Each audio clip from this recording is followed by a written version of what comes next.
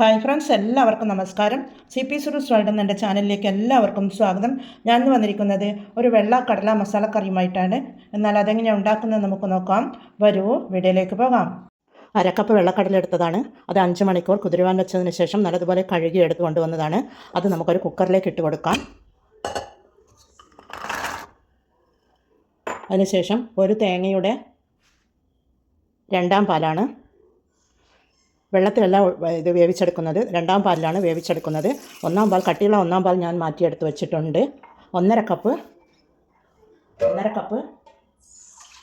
2ാം പാൽ ഒഴിച്ചു കൊടുക്കുന്നുണ്ട്. 1.5 കപ്പ് 2ാം പാൽ ഒഴിച്ചു കൊടുക്കുന്നുണ്ട്. അത് കുക്കർ മൂടിയിട്ട് കൊടുത്ത് നമുക്ക് വേവിച്ചെടുക്കാം. ഒരു 4 വിസിൽ വരുന്നത് വരെ സ്റ്റൗ മീത വെച്ച്.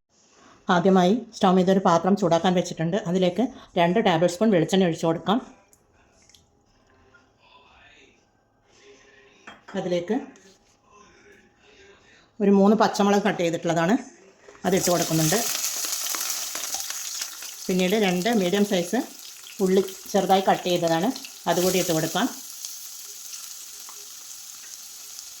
പിന്നീട് ഒരു 1.5 ഇഞ്ച് നീളത്തിൽ ഒരു കഷ്ണം ഇഞ്ചിയും 10 അല്ലി വെളുത്തുള്ളിയും ചതച്ചെടുത്തിട്ടുള്ളതാണ്, അതുകൂടി ഇട്ട് കൊടുക്കാം. എല്ലാം ഇട്ട് കൊടുക്കാം. ഒന്ന് സോട്ടാക്കി കൊടുക്കാം. പിന്നീട് ഒരു വലിയ തക്കാളിയാണ് ചെറുതായി കട്ട് ചെയ്തത്, അതുകൂടി ഇട്ട് കൊടുത്ത് നമുക്ക് ഇളക്കി കൊടുക്കാം.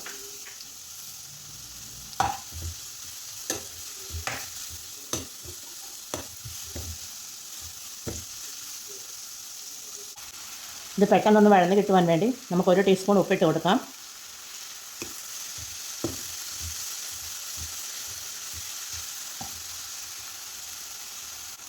ഇത് 1 മിനിറ്റ് മൂടിയിട്ട് വേവിച്ചെടുക്കാം. ഉള്ളി ഇവിടെ വഴന്ന് വന്നിട്ടുണ്ടെന്ന് നോക്കാം. ഉള്ളി ഇവിടെ വഴന്ന് വന്നിട്ടുണ്ട്. ഇനി നമുക്ക് ഈ മീഡിയം സൈസിൽ വെച്ച് പൊടികൾ ഇട്ട് കൊടുക്കാം.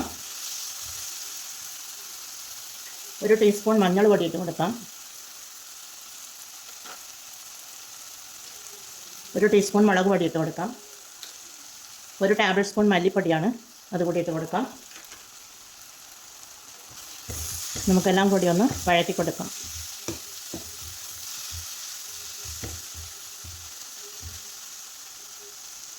പിന്നീട് 1 ടീസ്പൂൺ വെജിറ്റബിൾ മസാലയാണ്, അതുകൂടി ഇട്ട് കൊടുത്ത് ഒന്ന് വഴറ്റി കൊടുത്ത് ഇതുപോലെ ഒന്ന് അമർത്തി കൊടുത്തതിന് ശേഷം 1 മിനിറ്റ് കൂടി മൂടിയിട്ട് വേവിച്ചെടുക്കാം.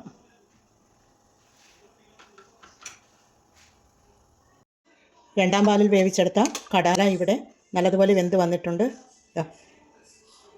കുക്കറിൽ പ്രഷറൊക്കെ പോയതിന് ശേഷം ഞാൻ തുറന്നു നോക്കിയതാണ്. അത് നമുക്ക് ആ മസാലയിൽ ഇട്ട് കൊടുക്കാം. ഇതിലേക്ക് ഇട്ട് കൊടുക്കാം.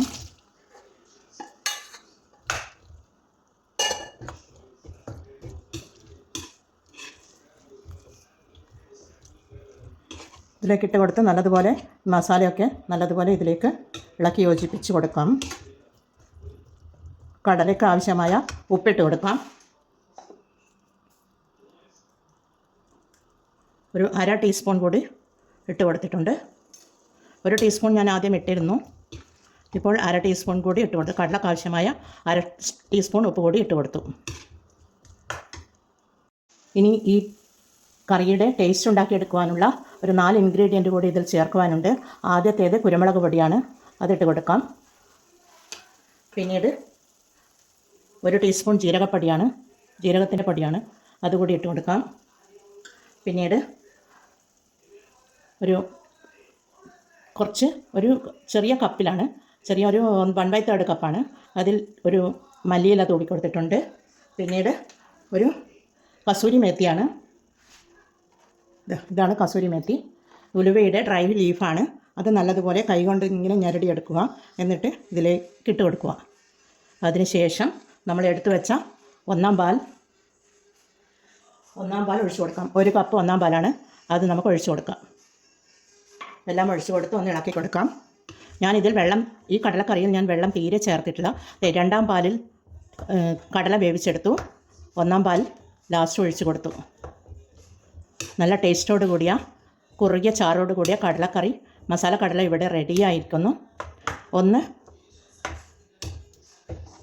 നല്ലതുപോലെ ഇളക്കിയെടുത്ത് ഒരു 2 മിനിറ്റ് കൂടി നമുക്ക് വേവിച്ചെടുക്കാം.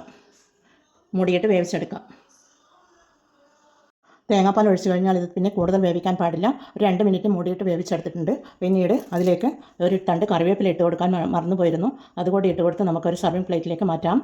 ഈ കസൂരി മെത്തിയും ജീരകപ്പൊടിയും ഇടുന്നത് കൊണ്ട് അതിൻ്റെ ഫ്ലേവറും ടേസ്റ്റും കൂടുതൽ കിട്ടും. അതുകൊണ്ടാണ് ഞാൻ ജീരകപ്പൊടിയും കസൂരി മെത്തിയും ഇട്ട് കൊടുത്തിട്ടുള്ളത്.